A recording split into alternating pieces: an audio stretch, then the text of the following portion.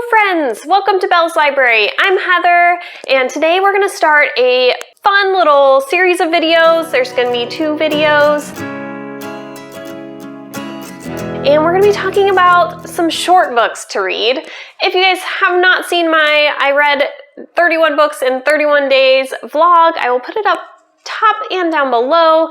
But basically, during that experiment, I was trying to read as many books as I possibly could in a month. And so I decided to try and read a lot of the shorter books on my TBR, obviously, because I can't read 1,000 pages a day. I have quite a few books that I can recommend to you guys that are a little bit shorter.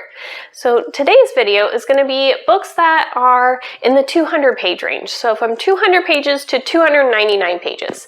And then we're going to be having a video coming out in a week, and that one is going to be less than 200 pages. So from 0 pages, well, I guess 1 page to 199 pages. And so today I think I have 13 books for you guys that are in that 200 page range. And we'll start with the longest within that and work our way down closer to the 200 page mark. Okay, so up first at 278 pages is No Exit by Taylor Adams.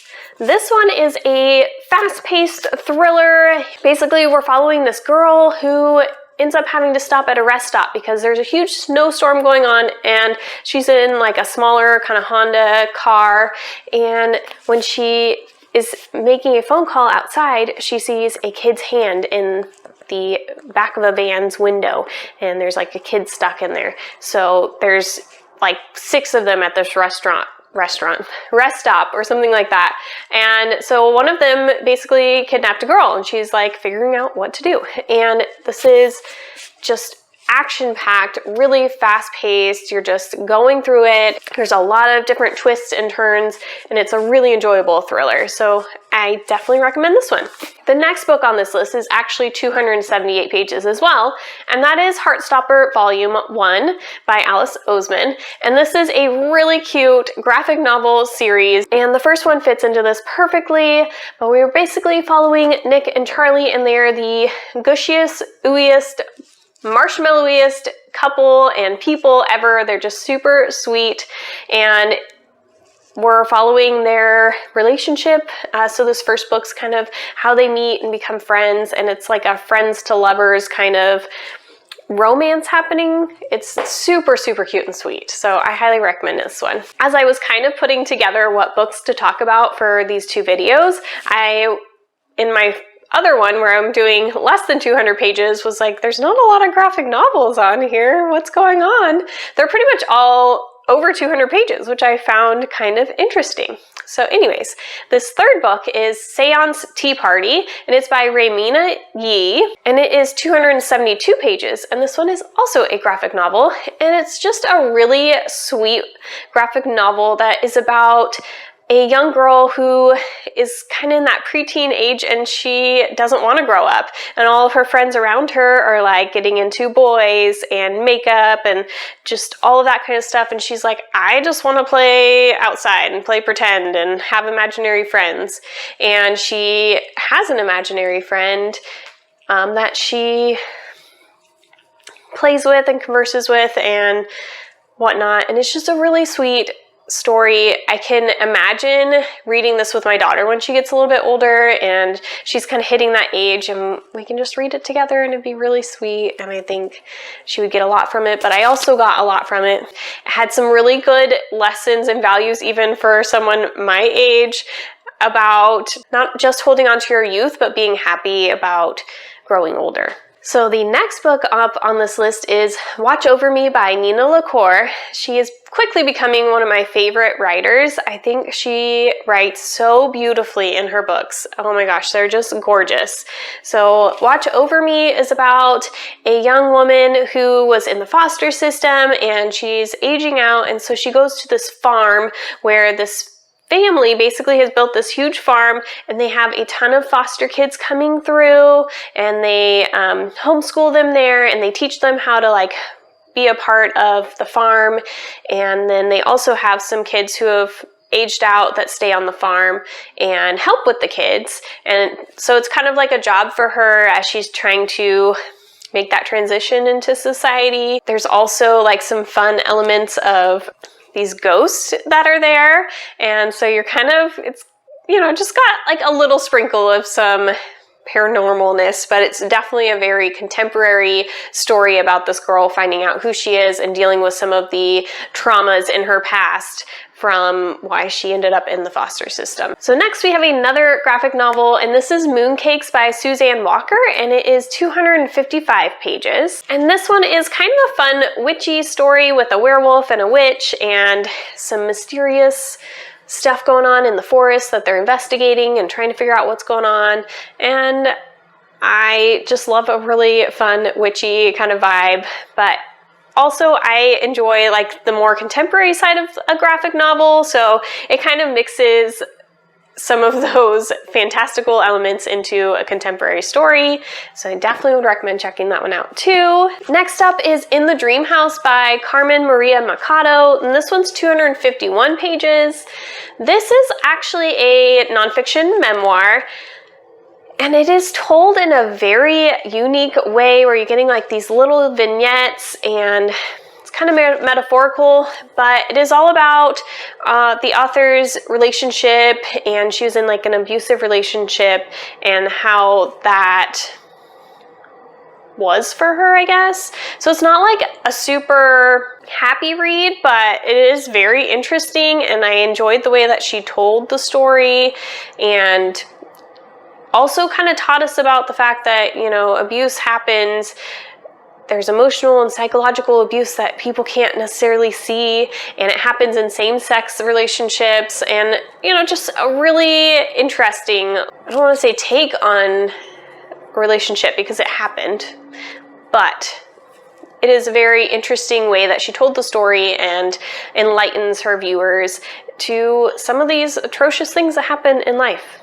So the next book on this list literally had me bawling. I don't think I've heard of anybody reading this book that hasn't cried, but it's A Monster Calls by Patrick Ness. Oh my gosh, this story was such a beautiful story about a young boy who has this monster who comes to him at night and tells him stories at his window, and it's also a beautiful story of grief, and it just was gorgeous. So this one is 237 pages, and it is just wonderful. If you haven't read it, just read it. The next one up here is this little cutie. Oh my gosh, this book is just tiny and cute, and I just think it's adorable. But We Are Okay by Nina LaCour. So she's coming up on here a couple times. I actually think this one is my favorite of the two. So, but they're both really good. And this one follows this girl as she is trying to deal with the passing of her grandfather.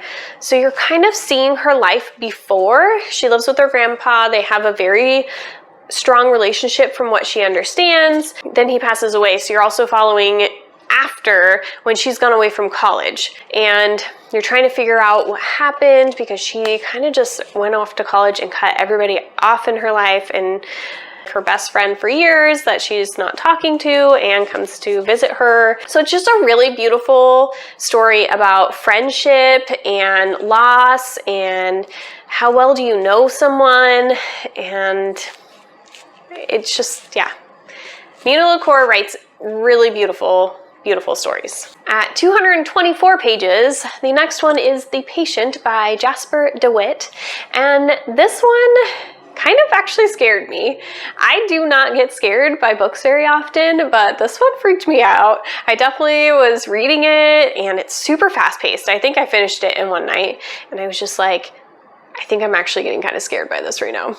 So anyways, this follows a patient in an insane asylum, and he has been there for like 20 years, and most of the time people come in and out and they're not there that long, but there's just something about this patient, and none of the doctors are assigned to this patient for very long, otherwise they go crazy, and he has minimal contact with people, like people that need to come in and clean up his room really quick and different stuff like that.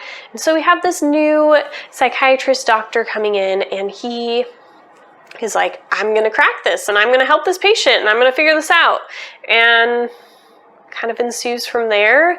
But yeah, this one was definitely very fast paced, definitely had me a little freaked out, definitely had me questioning a lot of stuff, like about the patient as well as about the doctor.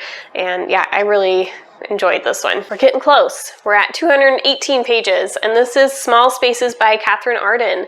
Oh my gosh, I loved this book. I flew through this one pretty quickly as well. The only thing that slowed me down was the fact that I had to do schoolwork, so I had to make myself put it down. But this is a middle grade kind of mystery, thriller, horror book. It kind of fits a little bit into each of those categories. And we're basically following this girl who goes to this river where she kind of goes after school sometimes, and there's this girl sobbing there, or woman I should say, and she is gonna throw this book in the river. And so the girl like takes the book and is like, no, you can't do that, and runs off with it, and she's like reading it.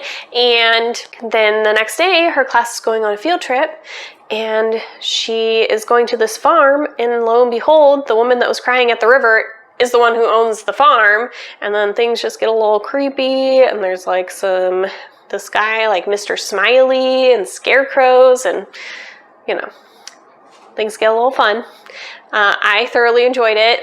I thought it had really good moments of like that thriller fast-pacedness, but then also this mystery you're trying to figure out, and I definitely enjoy like that side of things. And then like the creepy scarecrows give you a little horror vibe. It was a delight. Very much enjoyed. Okay, so the next couple are 209 pages, and they're both graphic novels, and that is Pumpkinheads by Rainbow Rowell. Oh my gosh, totally spaced for a minute there. This is a really fun graphic novel that is perfect for the fall time. I read it in like September, I want to say, and it just got me right in the mood. We're basically following our two main characters, and they work at a pumpkin patch. And it's their senior year in high school, so they are not going to be back the next year to work at this pumpkin patch. And they're gonna miss their friendship, and they're just like, we're gonna hit all of the sites tonight. So they like go to the fudge shop, and they go to this pumpkin drop where they like drop a pumpkin off this huge platform, and there's a corn maze, and there's just all this really fun like fall pumpkin patch carnival type stuff. And it is just super sweet and fun and just gets you right into the mood for fall. So highly recommend reading it at that point in time. And then the other one is Long Way Down, the graphic novel by Jason Reynolds. I loved this graphic novel.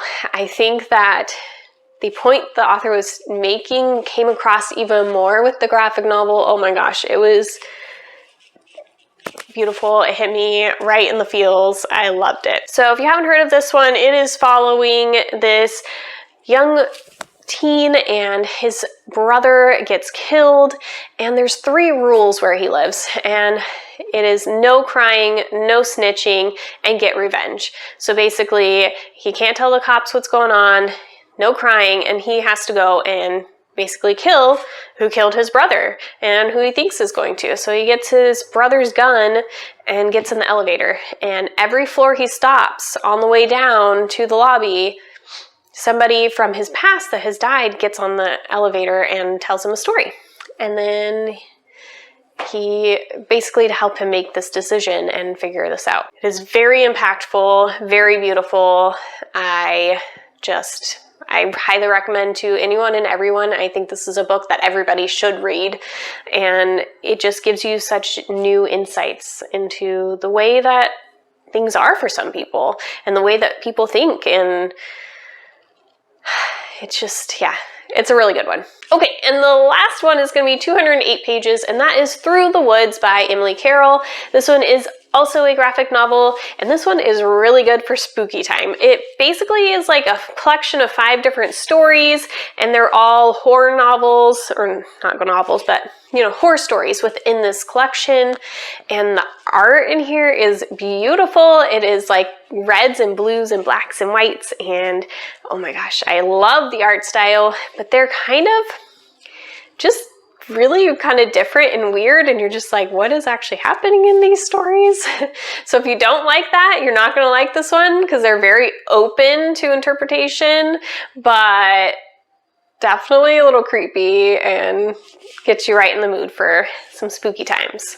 So those are my 13 recommendations for books that are 200 to 299 pages. Stay tuned, subscribe so that you guys can see the next video, which will be books that are less than 200 pages. So I hope that you guys super enjoyed this. I hope you guys are having some wonderful reading happening. I would love to hear what you guys are reading right now. And let's go ahead and have a pumpkin emoji for our emoji today. If you made it this far in the video, throw a pumpkin down below. Hope you guys have a wonderful rest of your day, and I will talk to you soon. Bye!